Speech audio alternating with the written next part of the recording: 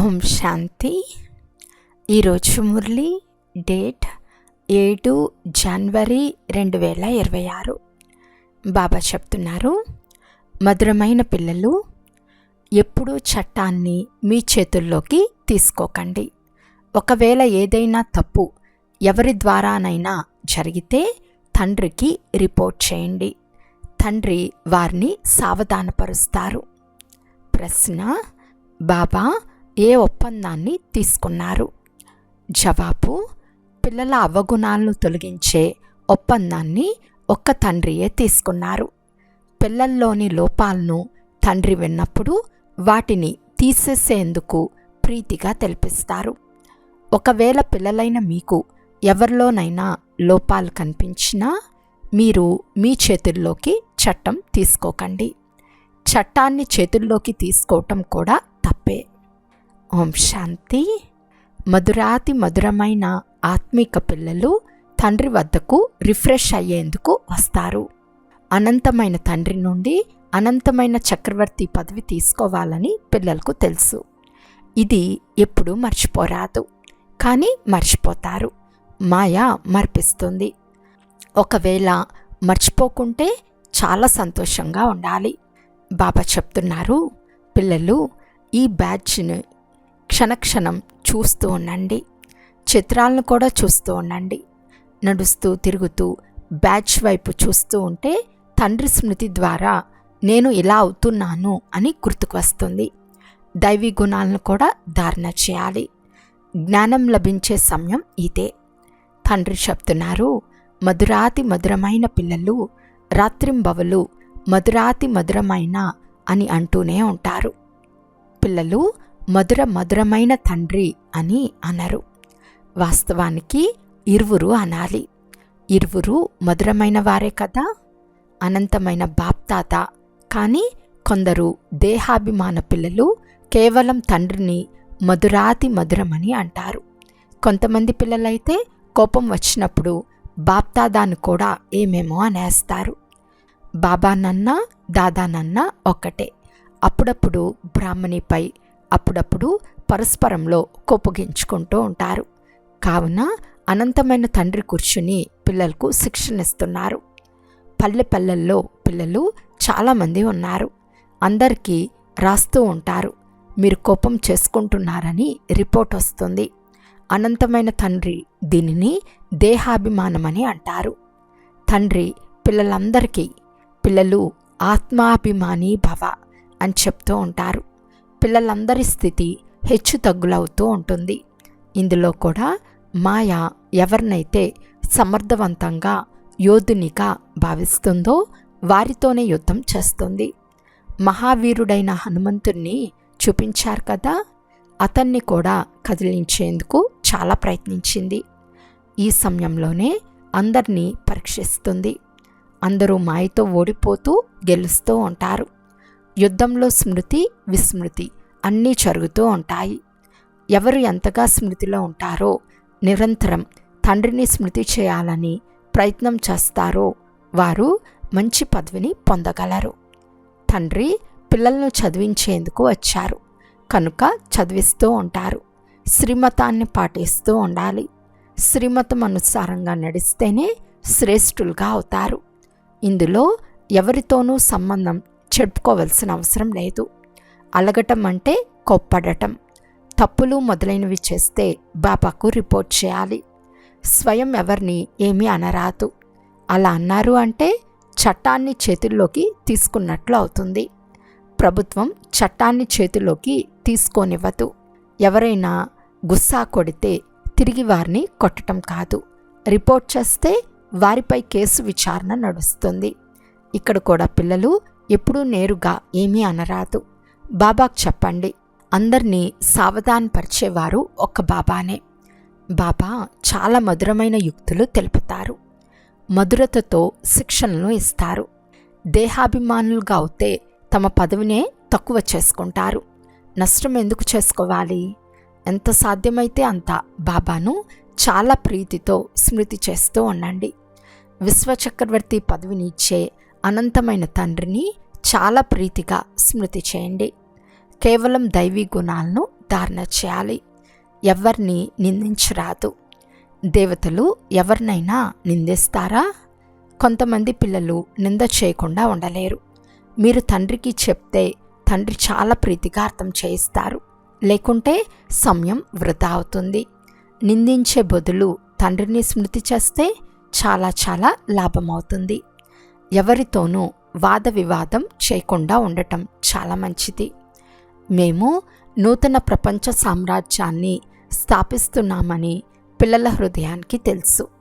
ఆంతరికంలో చాలా నశ ఉండాలి. ముఖ్యమైనవి స్మృతి మరియు దైవీ గుణాలు. పిల్లలు చక్రంను స్మృతి చేయనే చేస్తారు. ఇది సహజంగా గుర్తుంటుంది.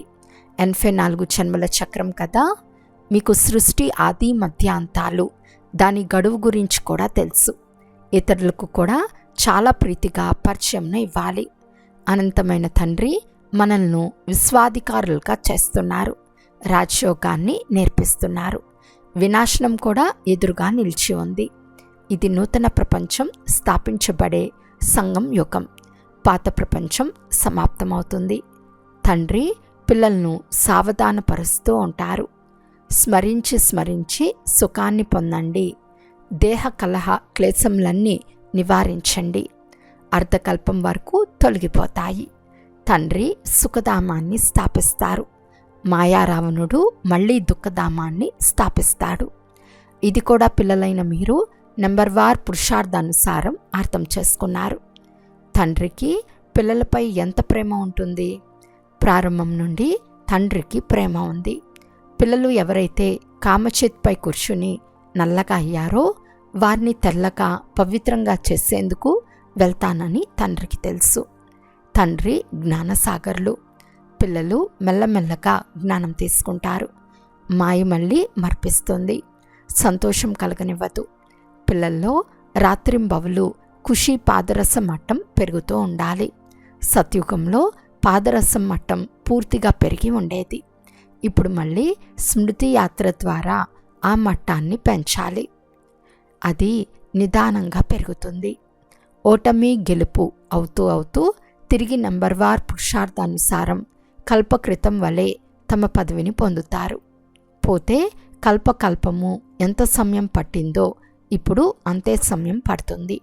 కల్పకల్పం పాస్ అయిన వారే ఇప్పుడు కూడా పాస్ అవుతారు. బాప్తాత సాక్షిగా ఉండి పిల్లల స్థితిని చూస్తూ ఉంటారు, తెలిపిస్తూ కూడా ఉంటారు. వెలుపల సేవా కేంద్రాలు మొదలైన వాటిల్లో ఉన్నప్పుడు ఇంతగా రిఫ్రెష్ అవ్వరు. సేవా కేంద్రానికి వచ్చి మళ్ళీ వెలుపలి వాయుమండలంలోకి వెళ్ళిపోతారు. కనుక పిల్లలు రిఫ్రెష్ అయ్యేందుకు ఇక్కడికి వస్తారు. తండ్రి పరివార సమేతంగా అందరికీ ప్రియ స్మృతులను ఇవ్వండి రాస్తారు కూడా. అతడు హద్దులోని తండ్రి, వీరు అనంతమైన తండ్రి. బాబా దాత ఇరువురికి చాలా ప్రీతి ఉంది. ఎందుకంటే కల్పకల్పం ప్రేమపూరితమైన సర్వీస్ చేస్తారు. చాలా ప్రీతిగా చేస్తారు. లోపల దయ కలుగుతుంది. చదువుకోకుంటే లేక మంచిగా నడుచుకోకుంటే, శ్రీమతంను పాటించుకుంటే వీరు తక్కువ పదవిని పొందుకుంటారని వారిపై జాలి కలుగుతుంది. బాబా ఇంకేం చేయగలరు? అక్కడ ఉండటంలో ఇక్కడ ఉండటంలో చాలా వ్యత్యాసం ఉంది. కానీ అందరూ అయితే ఇక్కడే ఉండలేరు. పిల్లలు వృద్ధి చెందుతూ ఉంటారు. ఏర్పాట్లు కూడా చేస్తూ ఉంటారు. ఇది కూడా బాబా తెలిపించారు. ఈ ఆపు సర్వశ్రేష్టమైన తీర్థస్థానము. తండ్రి చెప్తున్నారు, నేను ఇక్కడే వచ్చి పూర్తి సృష్టిని పంచతత్వాల సహితంగా పవిత్రంగా తయారు చేస్తాను. ఎంత సేవ ఉంది! తానే వచ్చి సర్వులకు సద్గతినిచ్చే తండ్రి ఒక్కరే. అది కూడా అనేక సార్లు చేశారు. ఇది తెలిసి కూడా మర్చిపోతారు. అందుకే మాయ చాలా శక్తివంతమైందని బాబా చెప్తారు. అర్థకల్పం దీని రాజ్యం నడుస్తుంది. మాయ ఓడిస్తుంది. తండ్రి మళ్ళీ నిలబెడతారు. బాబా మేము పడిపోయామని చాలామంది రాస్తారు. మళ్ళీ అలా పడకండి అని తండ్రి తెలిపిస్తారు. అయినా మళ్ళీ క్రింద పడిపోతూ ఉంటారు. క్రింద పడిన తర్వాత మళ్ళీ ఎక్కే ప్రయత్నమే మానేస్తారు. చాలా పెద్ద దెబ్బ తగులుతుంది. అందరికీ తగులుతుంది. మొత్తం ఆధారమంతా చదువుపైనే ఉంది. చదువులో యోగం ఉండనే ఉంది, ఫలానా వారు నన్ను చదివిస్తున్నారు అన్న స్మృతి ఉంటుంది. ఇప్పుడు తండ్రి మనల్ని చదివిస్తున్నారు అని మీకు తెలుసు. ఇక్కడ మీరు చాలా రిఫ్రెష్ అవుతారు. ఎవరు మనల్ని నిందిస్తారో వారు మన మిత్రులని గాయనం కూడా ఉంది. భగవాను వాచ, చాలామంది నన్ను నిందిస్తారు, నేను వచ్చి మిత్రునిగా చేసుకుంటాను. ఎంతగా నిందిస్తారు, అందరూ నా పిల్లలేనని నేను భావిస్తాను. వీరిపై నాకు చాలా ప్రీతి ఉంది. నిందించటం మంచిది కాదు. ఈ సమయంలో చాలా హెచ్చరికగా ఉండాలి. భిన్న భిన్న స్థితులు కలిగిన పిల్లలున్నారు. అందరూ పురుషార్థం చేస్తూ ఉంటారు. ఏదైనా తప్పు జరిగినా పురుషార్థం చేసి నిర్దోషులుగా అవ్వాలి. మాయ అందరితో తప్పు చేయిస్తుంది. ఇది మల్లయుద్ధం కదా. కొన్ని సమయాలలో ఎలాంటి దెబ్బ తగులుతుంది అంటే క్రింద పడిపోతారు. అలా ఓడిపోతే చేసిన సంపాదన అంతా వ్యర్థమైపోతుందని తండ్రి సావధానపరుస్తారు. 5 అంతస్తుల నుండి క్రింద పడతారు. బాబా ఇలాంటి తప్పు ఇంకెప్పుడు చేయమని, ఇప్పుడు క్షమించండి అని చెప్తారు. బాబా ఎలా క్షమించగలరు? తండ్రి పురుషార్థం చేయమని చెప్తారు. మాయ చాలా ప్రబలమైందని బాబాకు తెలుసు. చాలామందిని ఓడిస్తుంది. తప్పు తెల్పించి నిర్దోషులుగా తయారు చేయటమే టీచర్ కర్తవ్యము. ఎవరైనా ఒకసారి తప్పు చేస్తే ఎల్లప్పుడూ అలా చేస్తూనే ఉంటారని కాదు. లేదు, మంచి గుణాలు మహిమ చేయబడతాయి. తప్పులను ఎవరూ మహిమ చేయరు. తండ్రి ఒక్కరే అవినాశి వైద్యులు. వారు చికిత్స చేస్తారు. మీరెందుకు మీ చేతుల్లోకి చట్టాన్ని తీసుకుంటారు? ఎవరిలో అయితే క్రోధం యొక్క అంశం ఉంటుందో వారు నిందిస్తూనే ఉంటారు. బాగు చేయటం తండ్రి కర్తవ్యం. మీరు చక్కదిద్దేవారు కాదు కదా. కొందరిలో క్రోధభూతం ఉంది. ఎవరినైనా కూర్చుని నిందిస్తున్నారు అంటే స్వయం చేతుల్లోకి చట్టాన్ని తీసుకోవటం అవుతుంది. దీని ద్వారా వారు సంస్కరింపబడరు, ఇంకా విరుద్ధమైపోతారు, ఉప్పు నీరుగా అయిపోతారు.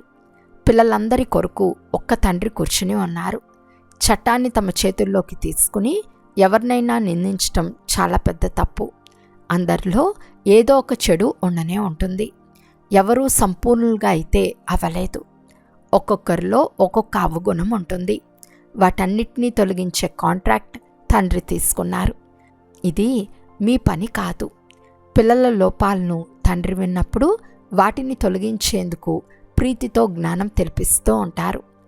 ఇంకా ఎవరూ సంపూర్ణులు అవ్వలేదు. అందరూ శ్రీమతానుసారం చక్కబడుతున్నారు. సంపూర్ణులుగా అంతిమంలో అవుతారు. ఈ సమయంలో అందరూ పురుషార్థులే. బాబా సదా స్థిరంగా ఉంటారు. పిల్లలకు చాలా ప్రీతిగా శిక్షణ ఇస్తూ ఉంటారు. శిక్షణ ఇవ్వటం తండ్రి కర్తవ్యం. తర్వాత దాని ప్రకారం నడుచుకుంటారో లేదో అది వారి అదృష్టం. పదవి ఎంతో తగ్గిపోతుంది. శ్రీమతంను పాటించని కారణంగా అలా ఏమైనా చేయటం వలన పదవి భ్రష్టులైపోతారు. మేము ఈ తప్పు చేశామని మనసులో లోపల తింటూ ఉంటుంది. మనం చాలా శ్రమ పడవలసి ఉంటుంది. ఎవరిదైనా అవగుణం ఉంటే అది తండ్రికి తెలిపించాలి. అక్కడ ఇక్కడ వినిపించటం దేహాభిమానం. తండ్రిని స్మృతి చేయరు. అవ్యభిచారులుగా అవ్వాలి కదా. ఒకరికే వినిపిస్తే వారు వెంటనే చక్కబడతారు. చక్కదిద్దేవారు ఒక్క తండ్రియే. మిగిలిన వారంతా ఇంకా బాగుపడిన వారే.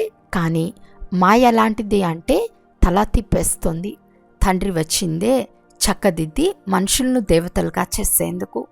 పోతే అడుగడుగులో ఎవరి పేరునైనా చెడగొట్టటం చట్టవిరుద్ధం.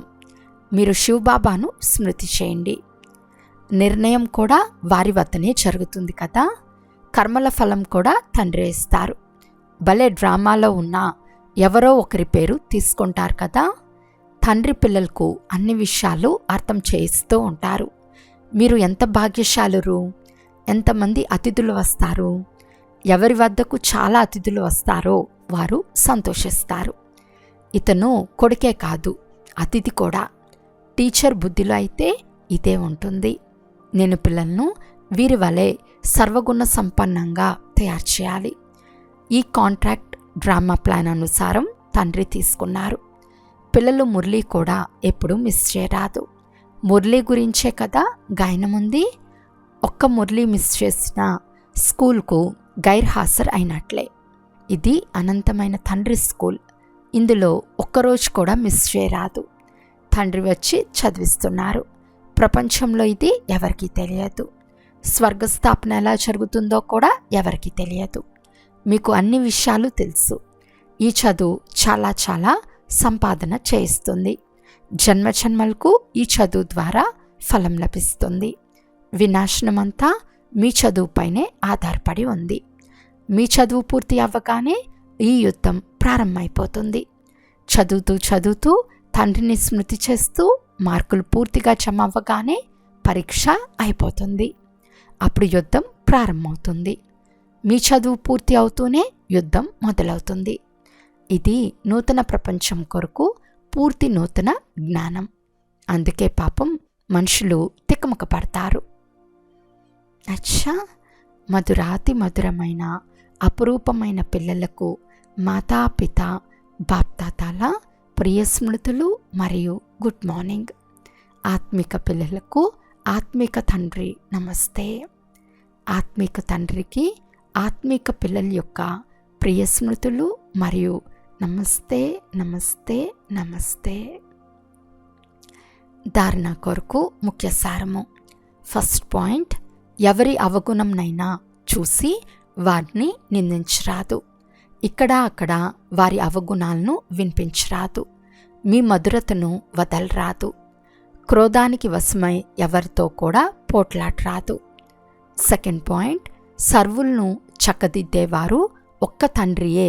అందుకే ఒక్క తండ్రికే అంత వినిపించాలి. అవే బిచారి కావాలి.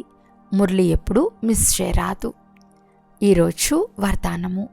సదా తోడు యొక్క స్మృతి మరియు సాక్షి స్థితి యొక్క అనుభవం చేసే శివమై శక్తి స్వరూప్ కంబైన్డ్ భవ. ఈ సృష్టిపై పాత్ర ఉన్నంత వరకు ఆత్మ మరియు దేహం కలిసి తోడుగా ఉంటాయో, వేరుగా అవ్వలేవో, అలాగే శివుడు మరియు శక్తి ఇరువురికి అంత గాఢమైన సంబంధం ఉంది. ఎవరైతే సదా శివమై శక్తి స్వరూపంలో స్థితమై నడుస్తారో వారి లగ్నంలో మాయ విఘ్నం వేయలేదు. వారు సదా తండ్రి తోడును మరియు సాక్షి స్థితిని అనుభవం చేస్తారు. ఎవరో సాకారంలో తోడు ఉన్నట్లు అనుభవం అవుతుంది. శ్లోకన్. నిర్విఘ్న మరియు ఏకరస స్థితిని అనుభవం చేసేందుకు ఏకాగ్రత యొక్క అభ్యాసం చేయండి. అవ్యక్త సూచన.